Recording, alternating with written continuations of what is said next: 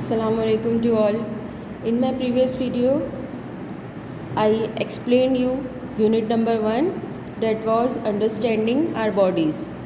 Now I am starting your unit number 2, growth and movement in living things, which means growth and movement in living things यानी बढ़ना और चलना फिरना living things के अंदर यानी जानदार के अंदर वो कैसे होता है, इसकी एक्सप्लेनेशन स्टार्ट करते हैं।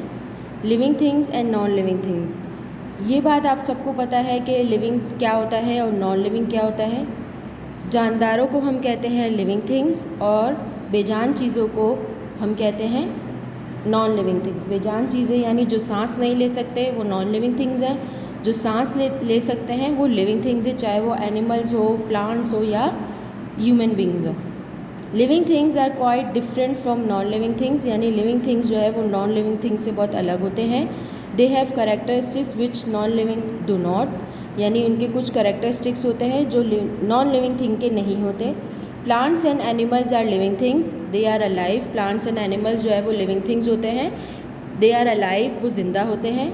लिविंग थिंग्स ईट, जितने भी जानदार हैं वो खाते हैं यानी ईट करते हैं। Plant can make their own food, plant अपना खाना खुद बनाते हैं। Animal Yeats plants and other animals, यानी जो पौधे होते हैं या तो वो दूसरे पौधों को खाते हैं या फिर दूसरे एनिमल्स को खाते हैं, जो छोटे छोटे कीड़े मकोड़े हो या बड़े एनिमल्स को भी खाते हैं। Living things breathe, living things सांस लेते हैं।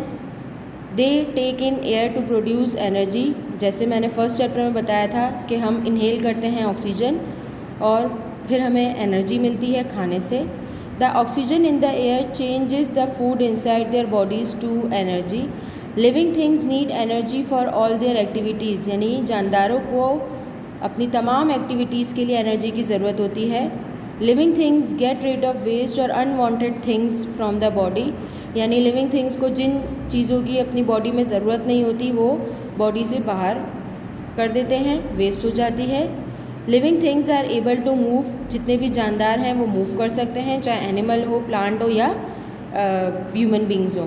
Plant can move some of their parts, plant जो है अपने कुछ पार्ट्स को मूव कर सकते हैं। Animal can move from place to place, कोई भी जानवर एक जगह से दूसरी जगह मूव कर सकता है। लिविंग थिंग्स ग्रो करते रहते हैं, इनका साइज़ बढ़ता रहता है या फिर वो हैवी भी होते रहते हैं। Living things can feel the changes around them, जितने भी जानदार होते हैं उनको अपने आसपास के माहौल की चेंजेस भी पता चलती रहती है। They can react to the changes, जैसे जैसे माहौल होता है, यानी अगर गर्मी ज़्यादा है तो भी लिविंग थिंग को पता चलता है, गर्मी कम है तो भी पता चलता है, सर्दी ज़्यादा है तो भी पता चलता है, ये सारी चेंजेस हैं। Non living thing do not have above characteristics, जितनी भी मैंने आपको यहाँ पे चीज़ें बताई हैं ये नॉन लिविंग थिंग्स के अंदर नहीं पाई जाती। Non living things include, non living things में क्या क्या चीज़ें आ जाती है? Rocks, stones, pebbles, things made of plastics. Even ये जो बुक है ये भी नॉन लिविंग थिंग है, ठीक है। मूवमेंट यानी चलना फिरना कैसे होता है, सबसे पहले यहाँ पे हम मूवमेंट पढ़ेंगे एनिमल्स के अंदर। Animals can move part of their bodies, they can also move from place to place. Animals अपने पार्ट्स को भी मूव कर सकते हैं या फिर वो एक जगह से दूसरी जगह भी मूव कर सकते हैं। Animals have special body parts that help them to move, यानी हर एनिमल्स के पास कोई ना कोई स्पेशल बॉडी पार्ट ज़रूर होता है जो उनको मूव करने में हेल्प करता है। फ़िश के पास होते हैं फिन्स, जिससे वो उस पानी में तैर सकती है। बर्ड्स और इंसेक्ट्स के होते हैं विंग्स, जिससे वो फ्लाई कर सकते हैं। इसी तरह ह्यूमंस के होते हैं लेग्स, जिससे वो वॉक करके मूवमेंट कर सकते हैं। अब यहाँ पर वेल है, ये देखिए ये फ़िश है, ये इसके फ्लिपर्स हैं जिसकी मदद से ये पानी में तैर सकती है। इसके बाद है muscles. Muscles make your body move, हमारे मसल्स जो होते हैं जैसे मैंने फर्स्ट चैप्टर में बताया था ये मूवमेंट में हेल्प करते हैं। Some of your muscles are joint to the bones, कुछ मसल्स हमारी हड्डियों से जुड़े हुए होते हैं। The point where two bones fit together is called a joint, ऐसी दो जगह जहाँ पर हमारी दो बोन्स, दो हड्डियाँ मिल रही हो उसे हम कहते हैं joint. The framework of bones is called a skeleton, यानी हमारी बॉडी में मैंने आपको बताया था कि हमारी बॉडी जो है पूरे एक हड्डियों के कवर से बनी हुई है, उस हड्डियों के फ्रेम को हम कहते हैं skeleton. Bones move at the joints, joints पर हमारी बोन्स मूव करती हैं। यहाँ पर देखो आपको आर्म की पिक्चर दी हुई है, ये हमारा हाथ है और ये हमारी कोनी का जॉइंट है। कोनी का जॉइंट ऐसा होता है, यहाँ पर दो हड्डियाँ मिलती हैं तभी हमारी आर्म की मूवमेंट होती है। अगर यहाँ पे दो हड्डियाँ नहीं होती तो हमारा जो हाथ है वो ना अप हो सकता ना डाउन हो सकता। यहाँ पर दो हड्डियों का जॉइंट है, इसीलिए हमारा आर्म जो है वो मूव कर सकता है। ये देखिए, जब हम अपना हाथ फोल्ड करते हैं तो हमारे जो मसल्स हैं वो कॉन्ट्रैक्ट हो जाते हैं, यानी सिकुड़ जाते हैं। जब हम अपना हाथ नीचे करते हैं तो वो उसके मसल्स जो है दोबारा अपनी जगह पर आ जाते हैं। अब आ जाए नीचे, यहाँ पर some animals do not have bones inside their bodies. कुछ एनिमल्स ऐसे होते हैं जिनकी बॉडी के अंदर हड्डियाँ नहीं होती, उनकी एक ऊपर हार्ड कवरिंग होती है। अब यहाँ पर देखें, ये इंसेक्ट्स आपको जो नज़र आ रहे हैं, इनके अंदर जो है वो बोन नहीं होती। बोन नहीं होती तो इनको क्या चीज़ कवर करती है, इनकी जो ये आउटसाइड इनकी जो शेल है ये हार्ड कवरिंग होती है, जिससे इनके बॉडी के पार्ट्स जो है वो सेफ रहते हैं। इस हार्ड कवरिंग को हम कहते हैं एक्सोस्केलेटन। अब यहाँ पर कैटरपिलर है, कैटरपिलर की यहाँ पे आपको पिक्चर नज़र आ रही है। Some animals like earthworm do not have any bones और एक्सोस्केलेटन, यानी कुछ एनिमल्स ऐसे भी होते हैं जिनकी बोन्स नहीं होती ना ही एक्सोस्केलेटन होता। अब ये देखो, ये पूरा सॉफ्ट है, इसका कोई हार्ड कवरिंग इसके अंदर नहीं है। देयर बॉडीज़ आर सॉफ्ट, इनकी बॉडी सॉफ्ट होती है। They use their muscle to crawl, इनका काम क्या होता है, ये अपने मसल्स को ही यूज़ करते हैं क्रॉल करने में, क्योंकि ये रेंगने वाले कीड़े होते हैं, इसीलिए ये अपने मसल्स को ही पुश करते जाते हैं और आगे बढ़ते जाते हैं। यानी मूवमेंट करते ज़रूर हैं, बस फ़र्क ये है कि ये बोन्स नहीं होती इनके अंदर, ये सिर्फ क्रॉल करके आगे बढ़ते हैं। अब प्लांट के अंदर मूवमेंट कैसे होती है? Plants are living thing, plants भी लिविंग थिंग्स हैं। They can move but their movement are very slow, इनकी भी मूवमेंट होती है लेकिन इनकी मूवमेंट बहुत स्लो होती है। They can not move from one place to another on their own, ये एक जगह से दूसरी जगह अपनी मर्ज़ी से मूव नहीं कर सकते।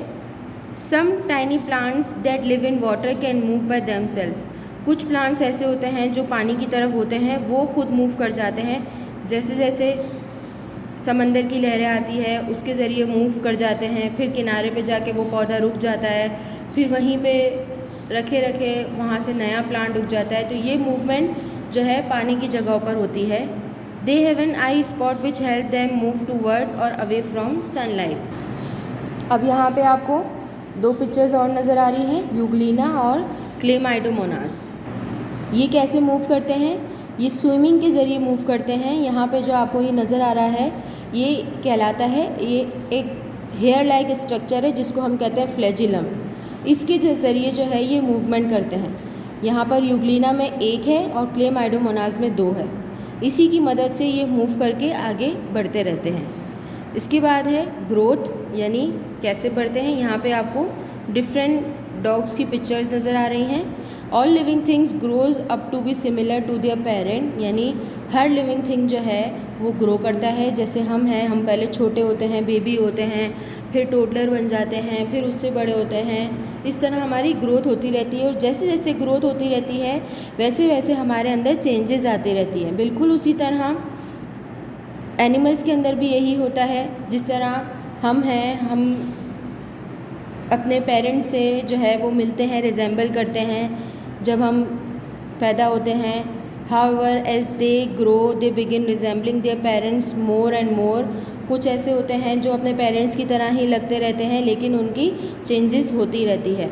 इन all cases the young grow up to have the same features as their parents where they are plants और एनिमल।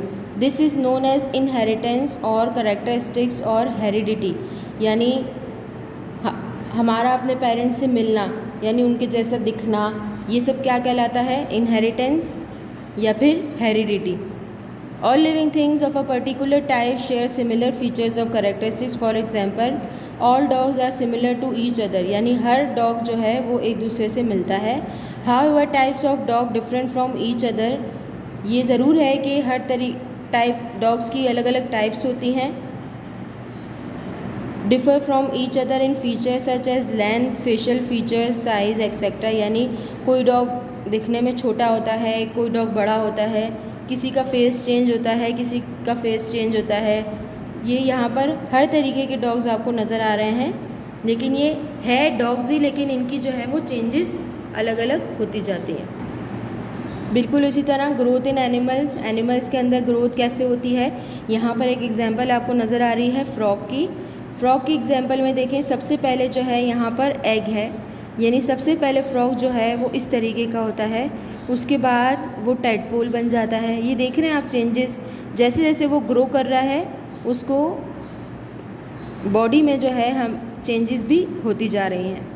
फिर उसके बाद टैडपोल्स की लेग्स आ गई, यहाँ पर लेग्स नहीं थी, यहाँ लेग्स आ गई, चेंजेस हो गई। फिर उसके बाद वो यंग फ्रॉग बन गया, यानी एक छोटा बच्चा जो होता है फ्रॉग का वो बन गया। फिर उसके बाद ये एडल्ट फ्रॉग बन गया।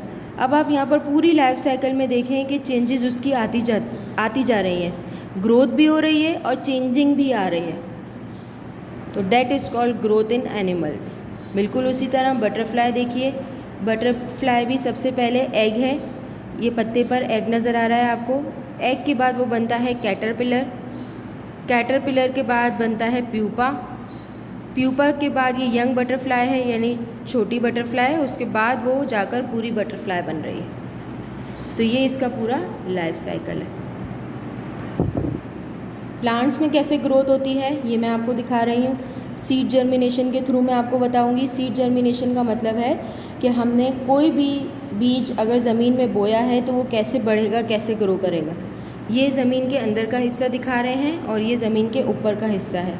अब यहाँ पर आप देख रहे हैं सीड सबसे पहले ज़मीन के अंदर डाला है, तो सबसे पहले वो ग्रो भी ज़मीन के अंदर ही करेगा। ये इसकी रूट है जो ज़मीन के अंदर जा रही है।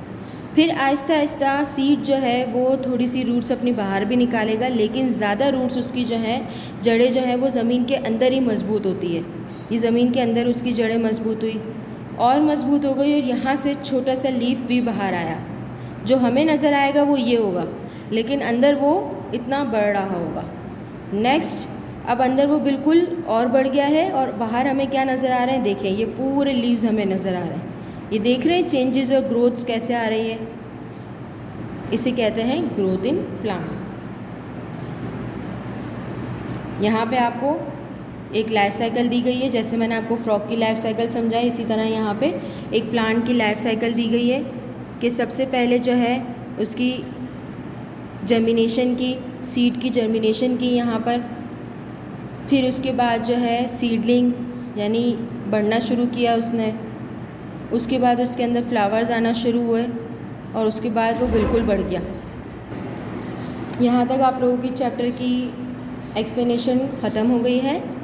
अब उसी तरह जिस तरह मैंने आपको अपनी फर्स्ट वीडियो में बताया था कि आपको हैंड आउट का काम वैसे ही करना है जैसे आप लोगों को दिया गया है। जिस तरह हेडिंग डली हुई है, हेडिंग आपको जो है टाइटल पेज पर देनी है, फिर उसका काम वोकेबलरी वर्ड्स का काम करना है, फिर देन क्वेश्चन आंसर्स का काम करना है। जिस तरह फर्स्ट चैप्टर का काम आप लोगों को 2 वीक्स में मिला था, बिल्कुल इसी तरीके से आपको इस चैप्टर का काम भी जो है वो 2 अलग वीक्स में मिलेगा। एक का काम आप लोग 1 वीक में करेंगे, फिर जो कंटिन्यू आपको दूसरा हैंड आउट मिलेगा उसी का काम आप वहीं से आगे कंटिन्यू कर देंगे, ठीक है। नेक्स्ट वीडियो में हम तब 3rd चैप्टर की एक्सप्लेनेशन करेंगे। टिल देन अल्लाह हाफिज़।